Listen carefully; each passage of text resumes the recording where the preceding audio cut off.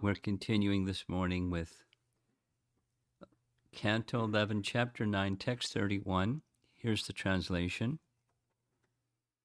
Although the absolute truth is one without a second, the sages have described him in many different ways. Therefore, one may not be able to acquire very firm or complete knowledge from one spiritual master, which can be a controversial expression, so it's important to understand it, and we heard commentary to help us understand it. Its simple essence summary was, if one does not have the good fortune of having the association of a fully accomplished spiritual master who has understood the conclusion and essence of the Vedas and so forth and so on, then one may receive understandings from Shiksha Gurus and point in the direction of the absolute truth. But those that are not in that complete stage, there may be impersonalists and other personalities with less than complete realization, and so one may approach other persons. That was one of the pictures. And there's many expressions that, according to tradition and according to scripture, one has a spiritual master, not many. So here's this seemingly different statement. Why is it there? So what's going to happen this morning from that verse? It's referenced twice, or more than twice, in a book that was written by Shivaram Maharaj. And that's what I'm going to be reading this morning. The title of the book is The Role of Shiksha Guru. It's a topic that's talked about and, not so well understood in our modern ISKCON. Like, what does it mean? There's different ideas, like anybody that you hear from, and gives a valuable instruction. That's a Shiksha Guru. That's one idea. Then there's something way over on the other side that says it's absolute, just as the Diksha Guru is absolute. Shiksha Guru is to be seen as absolute. So how can you have multiple absolutes? There has to be transparency, and then there's not multiple, it's one. Guru is one. So, and then there's a whole spectrum in between. So this is an attempt, not, definitive, conclusive, but an attempt to explore that. So reference very quickly comes Sridhar Swami's commentary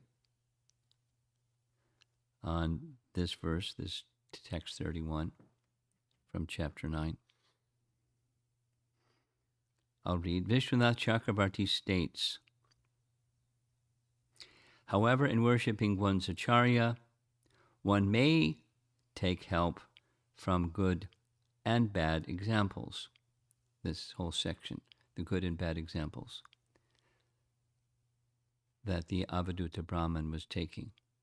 And the bad examples can also be seen as gurus because they're teaching a lesson. Don't do that. By observing examples of good behavior, one will be strengthened in devotional service, and in seeing negative examples, one will be forewarned and avoid danger. In this way, one may accept many ordinary material objects as one's spiritual masters, plural, considering them as Shiksha Gurus or Gurus who give important lessons for spiritual advancement. And that's a very liberal, way over on that side of the spectrum kind of definition. Srila Sridhar Swami states, quote, the words Giyate Bahu Darshibihi, the absolute truth is glorified in many ways by the sages, unquote. He's giving his commentary on the verse we read just yesterday and this morning. These words indicate the personal and impersonal understandings of the absolute truth. In other words, some sages describe only the Lord's impersonal effulgence, which is without spiritual variety, whereas others describe the Lord's manifest form as the personality of Godhead. Thus, merely by hearing from many different authorities, one cannot actually learn the highest perfection of life. This is still his commentary. The proliferation of differing spiritual authorities is useful only to counteract the living entity's tendency to be grossly materialistic. That's the operative principle, according to Srila Sridhar Swami. Different spiritual philosophers create faith in the existence of the soul and may be accepted at that level. That's his commentary. Paragraph. Overall, the theme from all of the above statements is that anyone from whom one gleans knowledge by which one approaches the Supreme Lord may be considered as Shiksha Guru. That's the definition that's way over on the liberal side. The teachings of Krishna Bhajanamrita, what's Krishna Bhajanamrita is a baseline standard for etiquette with Guru. Krishna Bhajanamrita is a book written by Narahari Sarkar. Narahari, his name is mentioned in Gaur Arti, same Narahari. And he's mentioned in Chaitanya Charitamrita. He was an exalted Vaishnav amongst Lord Chaitanya's direct associates. So he was a singer, but he was also a writer, and he wrote this etiquette in relation to Guru, Krishna Bhajanamrita in Bengali. It's been translated to English. It's a fairly well-known book in ISKCON circles. The teachings of Krishna Bhajanamrita directs the discriminating devotee that these gurus need not be respected on the same level, but they must be respected as guru.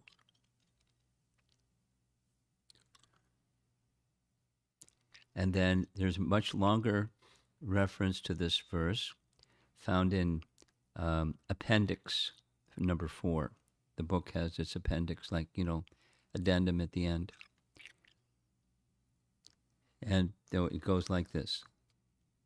Once again, we would like to confirm the prominent role of the Diksha Guru as far as conduct and etiquette is concerned. Same as the Krishna Bhajanamrita message. Srila Prabhupada has made his position clear. He states that the Shiksha Guru is meant to support the Diksha Guru. In the absence of such support, he is disqualified. Prabhupada. Shiksha Guru does not mean he is speaking something against the teachings of the Diksha Guru. He is not a Shiksha Guru. He is rascal, because that is offense. Gurur avagya. First offense is Gurur avagya, defying the authority of Guru. This is the first offense. So, one who is offensive, how can he make advance in chanting? He cannot make. Then everything is finished in the beginning. Gurur avagya. Everything is there. If one is disobeying the spiritual master, he cannot remain in the pure status of life. He cannot be Shiksha Guru or anything else. He is finished immediately. Lecture July 4th, 1974. Doesn't say where. In the following quote, Srila Prabhupada emphasizes that Shiksha Guru is different than the Diksha, not spiritual master, unquote, and that he must confirm the statements of Diksha Guru. This is now etiquette.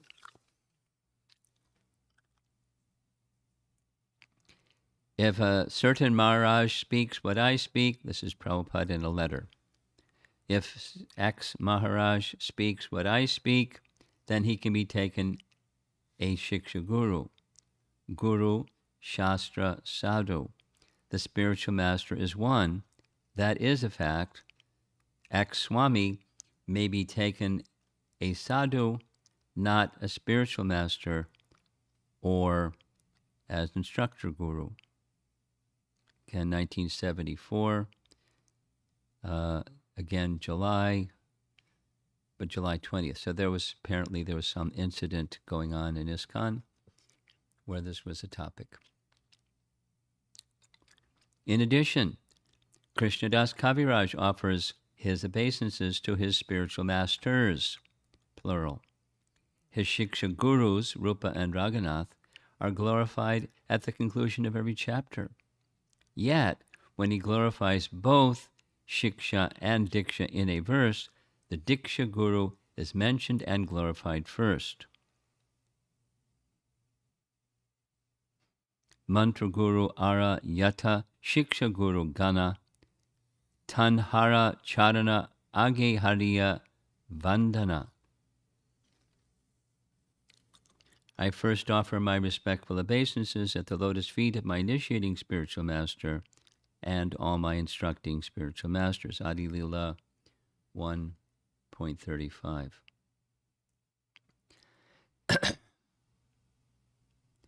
And there's a footnote. The footnote reads, if one guru attempts to build a following at the cost of demeaning faith in existing gurus, he will only succeed in decreasing the disciples' faith in the Guru Parampara and ultimately himself. Of course, if another guru is fallen and must be rejected, then it is the duty of the Shiksha Guru to redirect and reestablish the disciples' shattered faith. So that's a guru function, a Shiksha Guru function, or guru function. Nurture faith, not chop at faith in order to build the following. Krishna Bhajanamrita confirms that Shiksha Gurus act to support for the Diksha Guru. Some excerpts of verses are included here. Paragraph. If one's initiating spiritual master and instructing spiritual master are of small spiritual potency, or in other words, if they do not possess a special power to give spiritual instruction on worship for devotional service, then one may listen from the mouth of other great advanced Vaishnavas and understand the special instructions. However, thereafter, the disciple must go to his spiritual master for confirmation or instructions. This is etiquette. Verse 46 from Krishna Bhajanamrita points out that a disciple may take instruction from a Shiksha Guru to complete his devotional training, but those teachings must be reconfirmed by the Diksha Guru. And again, this is from Krishna Bhajanamrita. Just as a faithful son may go out for earning money and subsequently brings to his father the wealth gained, later the son may ask for some allowance from the father, and whatever he receives from the father, he is entitled to spend for his own enjoyment. Similarly, a disciple may hear some instructions from another advanced Vaishnav, but after gaining that good instruction, he must bring it and present it to his own spiritual master. After presenting them, that's these other instructions, he should hear the same teachings again from his spiritual master with appropriate instructions, like the application of the teaching. Again, this is back to the text. In addition to having the teachings reconfirmed, the Diksha Guru may give additional instructions. This clearly points out that the Shiksha Guru's function is not an independent one. He complements the role of the initiator. Again, Krishna Bhajanamrita. If the son earns money but does not give it to the father and instead directly enjoys the wealth, he is considered to be a fallen son and a sinful person. Similarly, a disciple who listens to the words of other Vaishnavas, even if their instructions are proper and true, but does not reconfirm those teachings with his own spiritual master and instead directly, personally accepts these instructions, is considered a bad disciple and a sinner. And then back to commenting. The disciple is considered fallen and sinful if he neglects this proper behavior. Again, back to Krishna Bhajanamrita. For this reason, in all circumstances, all Vaishnavas are offered respect, like one offers respect to one's spiritual master. However, with body, mind, and words, one serves one's own spiritual master. Again, this is application to ISKCON today, but it's principles taught by a contemporary of Lord Chaitanya, a recognized authority. Commentary goes, although all Vaishnavas may be worshipped like one's own Diksha Guru, still one is dedicated life and soul to one's Diksha Guru, for one is eternally indebted to him. Back to Krishna Bhajanamrita. Even if in the performance of one's devotional activities one has disobeyed the spiritual master, still one should not give him up,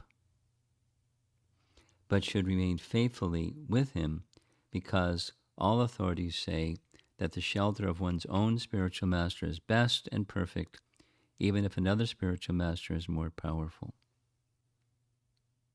Then the commentary. Here, Narahari Sarkar uses a similar terminology as Srila Prabhupada. He calls the Diksha Guru one's own, quote unquote, and emphasizes that his shelter should be considered as best. Now the last reference from Krishna Bhajanamrita. Just as if during daily life the brothers, older or younger, of the father criticize him, still one takes shelter of one's father. Similarly, one remains under the shelter of one's own spiritual master, even if he is criticized by his older or younger god brother. Just as one depends upon one's father for one's livelihood, one must depend upon the strength and shelter of the spiritual master for advancing in devotional service. One more piece of evidence from Srimad Bhagavatam is very relevant. We include the verse and purport, which cites Shrita Swami Jiva Goswami and Vishwanath Chakravarti Thakur, and the verse is this one, text 31 from chapter 9. Gives the Sanskrit. Although the absolute truth is one without a second, the sages have described him in many different ways. Therefore, one may not be able to acquire very firm or complete knowledge from one spiritual master. That's the verse. Srila Sridhar Swami comments on this verse as follows. We read his commentary, but we'll read it again. The statement that one requires many spiritual masters certainly needs explanation, since practically all great saintly persons of the past did not take shelter of many spiritual masters, but rather accepted one. The words, Giyate Bahu Darshibihi, or the absolute truth is glorified in many ways by the sages, indicate the personal and impersonal understandings of the absolute truth. In other words, some sages describe only the Lord's impersonal effulgence, which is without spiritual variety, whereas others describe the Lord's manifest form as the personality of Godhead. Thus, merely by hearing from many different authorities, one cannot actually learn the highest perfection of life. The proliferation of differing spiritual authorities is useful only to counteract the living entity's tendency to be grossly materialistic. Different spiritual philosophers create faith in the existence of the soul and may be accepted at that level. But, as will be clarified in later verses, the spiritual master who ultimately gives perfect knowledge is one. That's this reference to the next chapter, verse 5. We'll get there, but it's been mentioned already. Now, one of the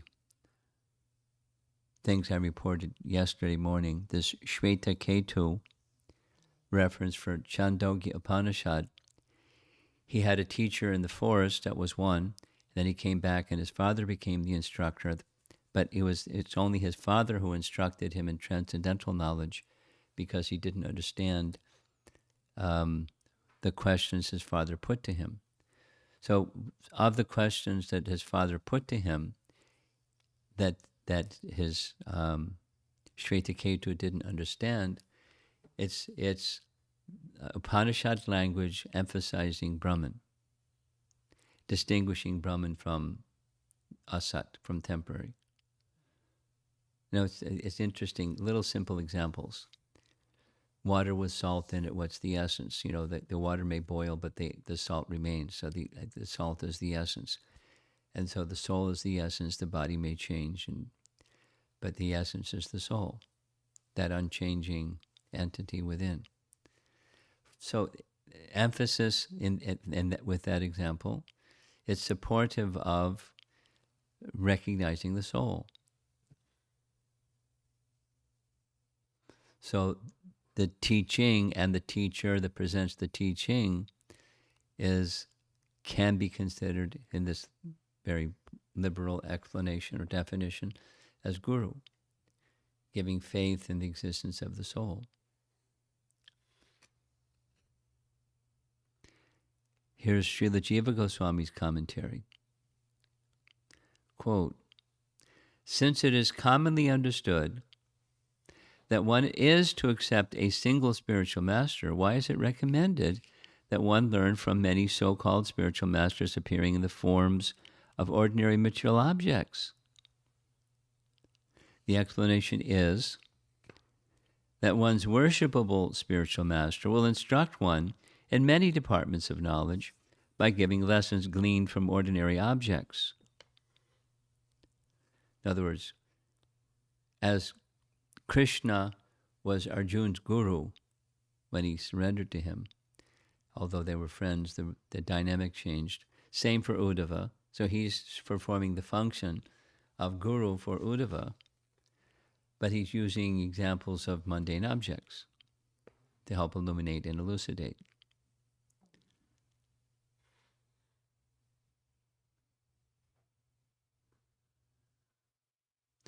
As recommended by the Brahmana Avadhuta, one can strengthen the teachings received from one's acharya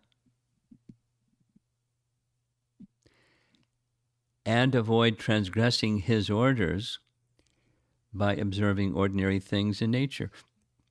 This is Jiva Goswami's commentary. One should not mechanically receive the teachings of one's guru. The disciple should be thoughtful and, with his own intelligence, realize and practice what he has heard from his spiritual master by observing the world around him.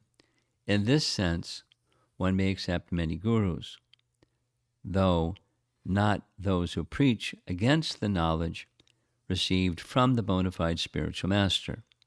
In other words, one should not hear from persons like the atheist Kapila. You asked about the atheist Kapila yesterday, right? You did. Okay.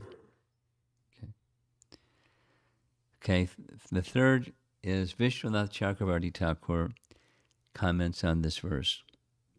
Quote, it is stated in Srimad Bhagavatam, Tasmat Guru Prapadyeta Jigyasu Shre Uttama. We read this yesterday, no harm, we're reading it again. That's from Canto 11, Chapter 3.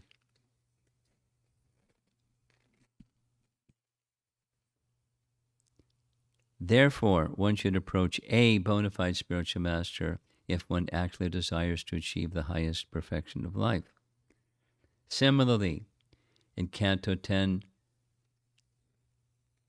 in Chapter 10, that's this, Canto 11, Chapter 10, Verse 5, the personality of Godhead himself, Krishna says to Uddhava, Mam abhigyam guru santam upasita mad atmakam. Translation. One must serve a bona fide spiritual master who is in full knowledge of my personality and who is not different from me. There are many similar verses in Vedic literature indicating that one must take shelter of a single bona fide spiritual master.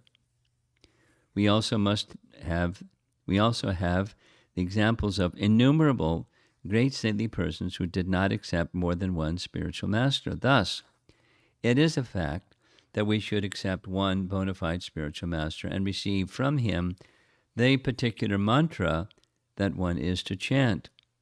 I myself certainly follow this principle and worship my bona fide spiritual master. However, in worshiping one's acharya, one may take help from good and bad examples. By observing examples of good behavior, one will be strengthened in devotional service, and by seeing negative examples, one will be forewarned and avoid danger. In this way, one may accept many ordinary material objects as one's spiritual masters, considering them as shiksha gurus or gurus who give important lessons for spiritual advancement. There's one more page, and that's it for this morning. Thus, in the Lord's own words, this is this next chapter, chapter 10, verse 5, Mud abhigya, Mud abhigya, gurum santam upasita mad atmakam. One should approach a single bona fide spiritual master who is in full knowledge of the Lord's personality and sincerely worship him, considering him to be mad atmakam, or non-different from the Lord himself. This statement does not contradict what the Lord has presented in the teachings of the Avadhuta Brahmana. If one receives the teachings of one's acharya, but keeps them locked up in his brain as theoretical dogma, one will make little advancement. To develop steady, complete knowledge, one must see the teachings of one's acharya everywhere. Thus, a Vaishnava offers all respects to anyone and anything that gives him further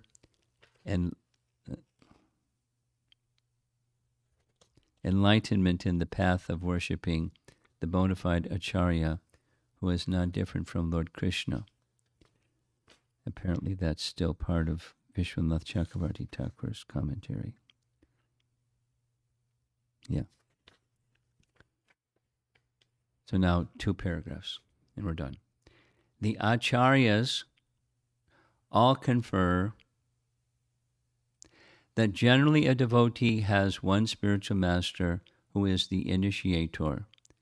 Sridhar Swami states, he's summarizing now, practically all great saintly persons of the past did not take shelter of many spiritual masters, but rather accepted one. Again, Jiva Goswami states, it is commonly understood that one is to accept a single spiritual master. And Vishwanath Chakravarti Thakur states, quote, there are many similar verses in Vedic literature indicating that one must take shelter of a single bona fide spiritual master. We also have the examples of innumerable great saintly persons who did not accept more than one spiritual master. Thus, it is a fact that we should accept one bona fide spiritual master and receive from him the particular mantra that one is to chant. I myself certainly follow this principle and worship my bona fide spiritual master, unquote. The emphasis here for these three acharyas is certainly that one has one Diksha Guru who serves as the main shelter. The purport concludes, quote, to develop steady, complete knowledge, one must see the teachings of one's acharya everywhere, semicolon. Thus, a Vaishnava offers all respects to anyone or anything that gives him further enlightenment in the path of worshipping his bona fide acharya, who is not different from Lord Krishna. Final paragraph. In summary, it is clear that a disciple always sees the shelter and mercy of his original Diksha Guru as first and foremost, even if he has the mercy of so many other Vaishnavas. This is stated to be the proper sadachar. Similarly, the Guru cannot but echo the same principle. Thus, the Shiksha Gurus see themselves as in the same role as assistants to a Diksha Guru, bringing the disciple closer to him. This is the same point emphasized by Professor Sanyal, which is mentioned in the book itself. This is an appendix. The principle enunciated above will be referred to as, quote, the traditional protocol of Diksha and Shiksha Guru hereafter, or, quote, traditional protocol in short. More of this traditional protocol will be studied in the next chapter. That was appendix for chapter 6. And so the purpose of reading this is it just gives some clarification about what can be, could be a controversial verse. Hey, what's going on? It says this here, it says that there. So what's going on? Those things. And the practical application in our society, because we have multiple Diksha Gurus and multiple persons that we hear and receive benefit from. Not so much, we learn from bees and fish and birds and prostitutes, but good example, bad example. There, in one sense, can be considered reinforcing the principal teachings that we live by. So, let's see if there's some discussion.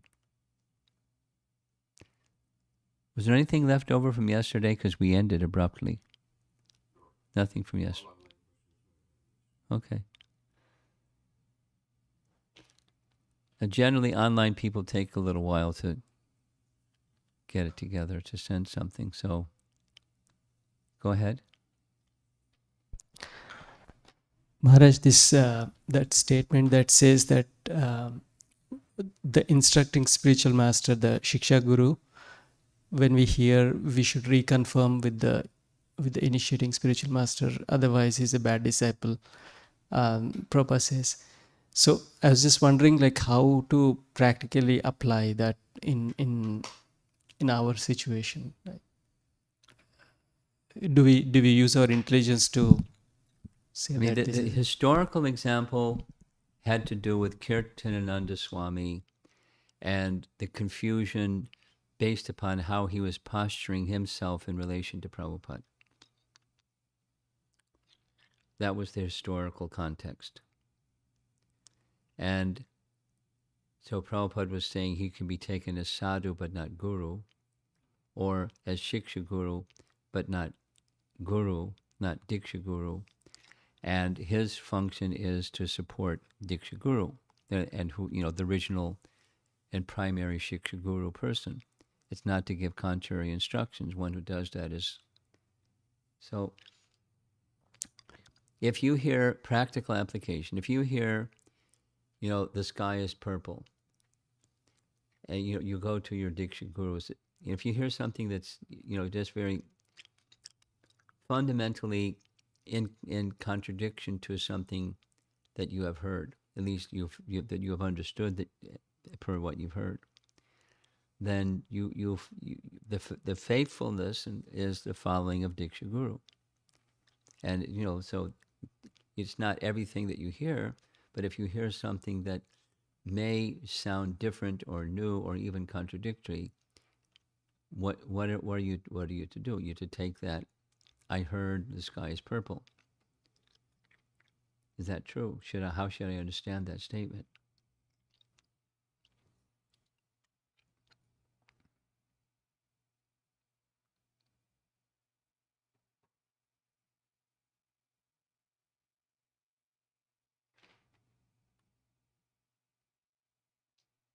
Notice there are a couple of questions online. There's one request to share the text that you're reading in the Signal group, they're saying. Somebody wants a copy of it? Yes, Maharaj. So I'll send it to you, and you can send it to the person that wants a copy of it. Okay. Apurva Anand. Okay. And they want it in the Signal group, so that's fine. So this question is from Snehavali Devi Dasi.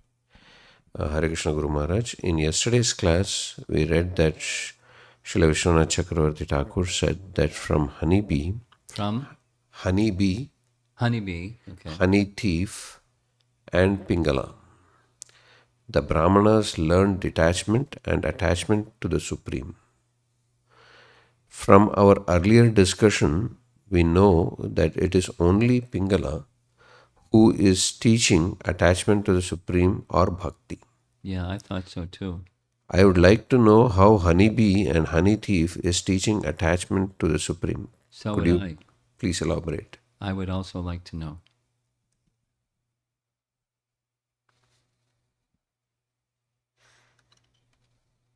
Yeah, that's online questions.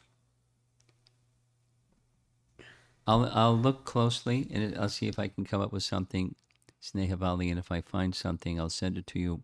But I was also puzzled by that.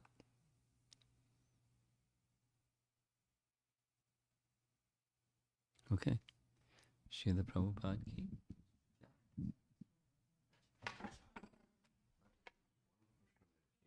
Okay. So go ahead with the one question that came up.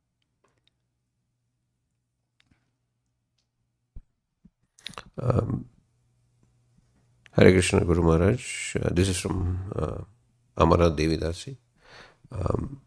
If some lesson comes naturally from surroundings, for example, while cooking, once it came to me that unless the grains are cooked in soft form, they are not digestible. Soft form? Means unless the grains are cooked up until they are soft. Grains are not cooked until they're soft. And when they're soft, they're digestible. So when you're cooking, cook grains until they're soft so that they're digestible. Right. And that's her point? She's having more to say. Okay, just trying to follow what she said. Yes, that's the point, yes. Okay. And it led to thinking similarly, if one is too hard on oneself or others, then his instructions are not easily digestible. It's an interesting comparison. You're following the Avaduta Brahman. Go ahead. So, is this a proper way of understanding out of many examples? It's a very creative way of understanding. So, but sometimes things that may seem to be hard are hard for a purpose. because sometimes we're like resisting and dense and really covered, and so sometimes hard is needed. So there may be other applications to something that's hard besides digestibility. And I think you answered this, but Okay, well, if I answer what should be our consideration to accept such self-understood learning? trust in Krishna. That's the criterion. And we may not understand how Krishna is being kind at every moment, but trust in Krishna that he's kind. Okay, Prabhupada.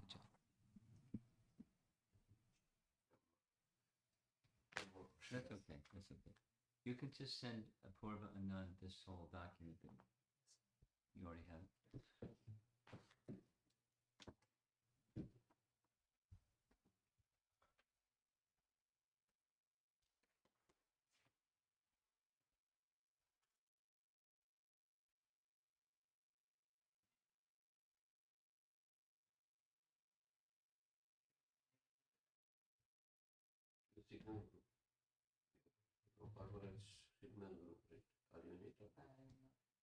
Send it to me. I'll send it to them. Oh, one thing. One request for you. All the documents which Maharaj is giving me, put it on a Google folder, and then you can share that Google folder. Whosoever.